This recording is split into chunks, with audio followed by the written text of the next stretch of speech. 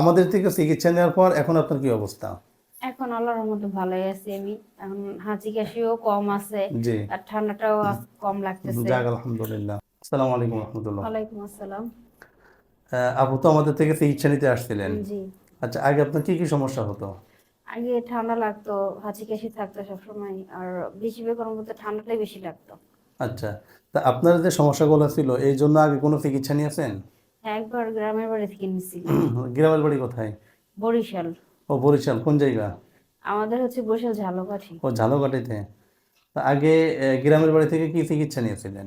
ওখানে যে অ্যাসিডের মাধ্যমে পড়াই সুদি ফুটো ফুটো করে দিছিল, আচ্ছা আচ্ছা পরে ওইখান থেকে মাংসটা আর কি পড়ে গেছিল। আচ্ছা। ওটা হওয়াতে আর কি আর কমতেছিল না, অনবরত ওরকম হাঁচি কাশি এতদিন না, অনেক ছিলই। সময় দেখা যায় যে আসলে অনেকেই অ্যাসিডের মাধ্যমে চিকিৎসাটা দেয়।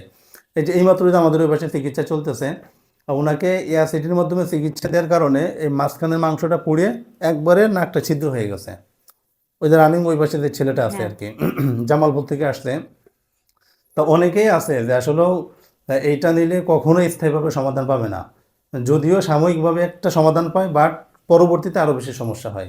জি। হ্যাঁ, তাই এটা আসলে আমাদের সবারই সচেতন হওয়া উচিত।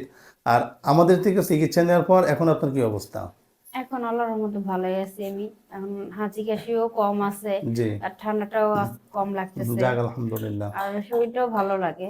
যাক আলহামদুলিল্লাহ। না, ওই যে আপনি যেটা বললেন শরীর উইকনেস যেটা, আসলে এটা হলে অনেক ধরনের সমস্যা হয়। শুধু পলিপাস হলে যে আপনার শুধু মাথায় জেলা মাথায় ভার হবে এমন কিছু না, এটা আপনার শরীরের উপরেরও প্রত্যেকটা অর্গানের উপর একটা প্রভাব পড়ে। তা আমরা যেই সমাধান দেই সেটা হলো পলিপাসও ক্লিয়ার হবে, সাইনাসও ক্লিয়ার হবে, এবং এটা হলে বেশ কিছু অর্গান ড্যামেজ হয়, এটা স্ট্রং হবে। তা আপনি তো সুস্থ হওয়ার পর তারপর আপনার বাচ্চাকেও চিকিৎসা জি। নিয়েছেন। তো তোমাকে আমরা যে ওষুধ দিয়েছি, ব্যথা পেয়েছো বাবা? ব্যথা লাগে মুখে নাই? বলো। হ্যাঁ, ব্যথা লাগে নাই? তা এখন কি তোমার ভালো লাগে? হ্যাঁ।